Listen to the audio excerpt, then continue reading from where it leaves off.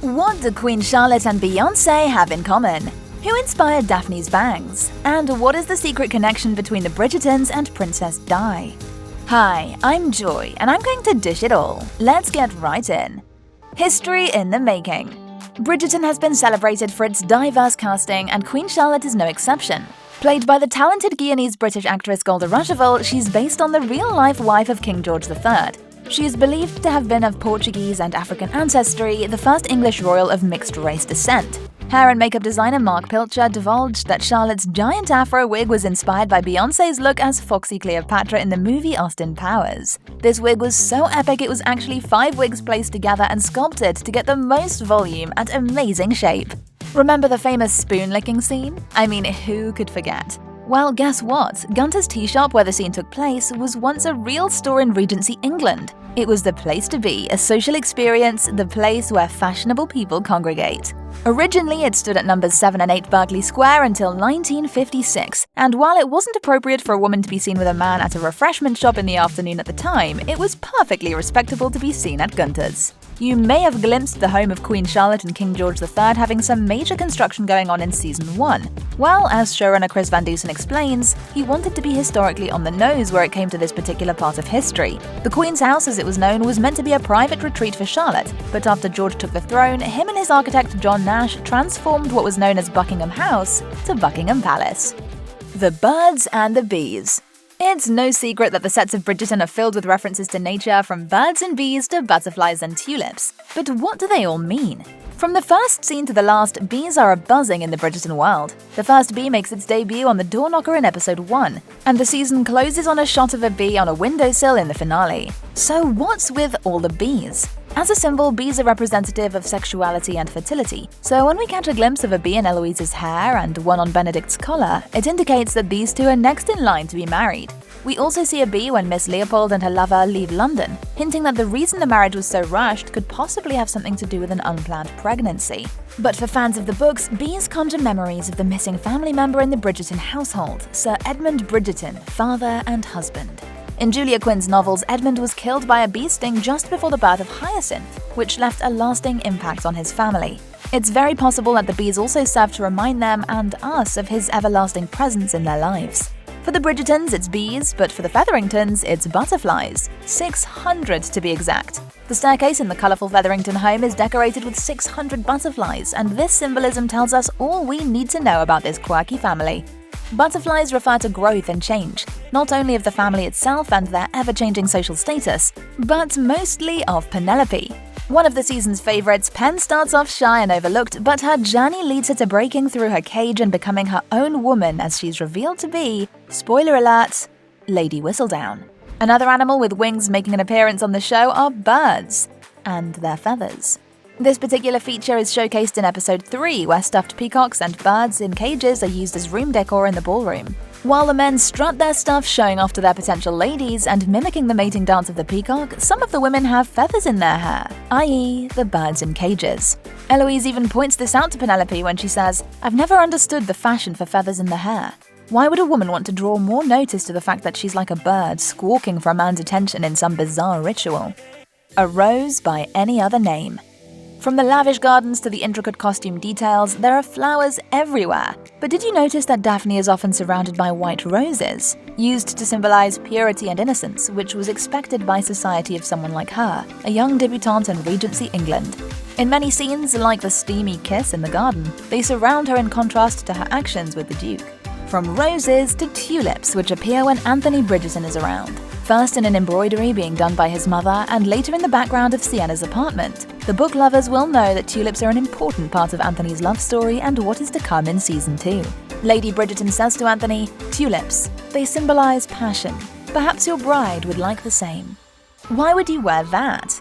As you no doubt know, the ladies of Bridgerton are always dressed to the nines, with their perfect hair and hourglass figures. But what is it they say? Beauty is pain. And pain there was. For a brief moment in the very first episode, we see a glimpse of Daphne's back and the cuts and bruises from her corset, but being the character that she is, she says nothing of her discomfort. Meanwhile, over at the Featherington home, in lieu of her reveal as Lady Whistledown, Penelope remarks, "Is she to breathe, Mama?" as her sister Prudence is being roped into her corset and clearly struggling to comply with the beauty standards of the time. As the season began, Daphne and the Bridgerton family wore all shades of blue, which was set in opposite to the bold and garish colours of the Featherington clan. What's noticeably and highly symbolic is how Daphne's clothing colour matured and developed, just as her character did, eventually mixing with the red worn by the Duke to make the violet and purple hues they both wear at the end, and most significantly, in their portrait as a married couple. The joining of two very powerful houses are commemorated too by Lady Violet and Lady Danbury, who also begin to wear various shades of purple. Love them or hate them, Daphne's mini bangs have reignited a fashion trend that was inspired by the iconic Audrey Hepburn. Apparently this choice, which has been a source of contention for many viewers, was intentional, and as her character develops and softens emotionally, so do the severity of the bangs. Never enough jewelry.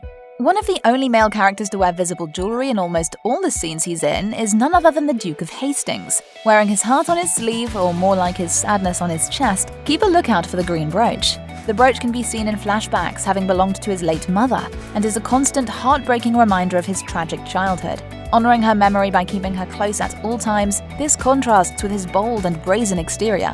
Is this the softer side that Daphne and Bridgerton fans the world over have fallen in love with? Another symbolic piece of jewelry comes in the form of Marina's necklace, a secret kept close to her heart but hiding in plain sight. The pearl necklace, a simple pendant with a central stone known as a lover's eye, reveals the identity of her lover and baby daddy Sir George Crane, who's off fighting in Spain. The tip of the tongue. Madame de la Croix the Modiste, or more commonly known as a dressmaker, is one of Bridgerton's most fascinating and mysterious characters. For most of the plot, we're sent on one heck of a red herring as Eloise is convinced that she's the real Lady Whistledown, and her changing accent makes us ever so curious. In the presence of ladies of society, Madame de la Croix has a French accent that is both deep and sharp, hinting that she originates from France. But when she's surrounded by those closest to her, she definitely sounds more British. The only character to notice this subtle difference is Marina Thompson. In episode 6, she calls the seamstress out by mentioning her unique accent. Aren't you dying to know what the real story is? Another quip and quirky phrase is something said by Baroness Featherington to Marina, her newly arrived houseguest. The phrase, "high in her instep," is it a compliment or an insult? Turns out the dear Baroness was being snarky and implying that the newcomer was arrogant and conceited. The phrase originates from the higher foot arches of women in high society who weren't spending their days working on their feet. The Baroness was implying that Marina thought more highly of herself than she should, or as showrunner Chris Van Dusen tweeted, "She thinks she cute." Paying homage to. Bridgerton's main love story in Season 1 pays tribute to the ultimate love story of the Regency Era, Jane Austen's Pride and Prejudice, with so many clues hinting at it. The main giveaway? Bridgerton is set in 1813, the same year the book was published. Other than that, Daphne and Simon's romance mimics that of Elizabeth and Mr. Darcy, including Daphne's refusal of Nigel Burbrook and Elizabeth's rejection of Mr. Collins. No, you are not hearing things. Even though it's set early in the 1800s, the Bridgerton soundtrack is filled with references to modern-day music. Did you recognize the classical orchestral remakes of some very popular songs as your favorite characters waltzed around the ballrooms or kissed in the rain? Covered by the Vitamin String Quartet and composed by the series composer Chris Bowers, the catchy covers were done purposefully to make audiences who may be averse to the Regency Era feel more at home. Some of the music hits on the track include Ariana Grande's Thank You Next, Billie Eilish's Bad Guy, Adam Levine's Girl Like You, and Taylor Swift's Wildest Dreams.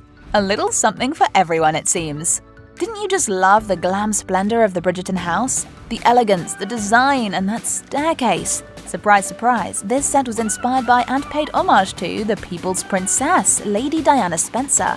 Chris Van Dusen disclosed while live tweeting the day the series was released on Netflix that the Bridgertons' beautiful home was influenced directly by Diana's family estate, Althorpe House, where she grew up and where she is now buried. Want to know more about the Bridgerton cast? Check out some of our other videos where we share behind-the-scenes details and reveal secrets from the actors' personal lives. Thanks for watching. Stay awesome!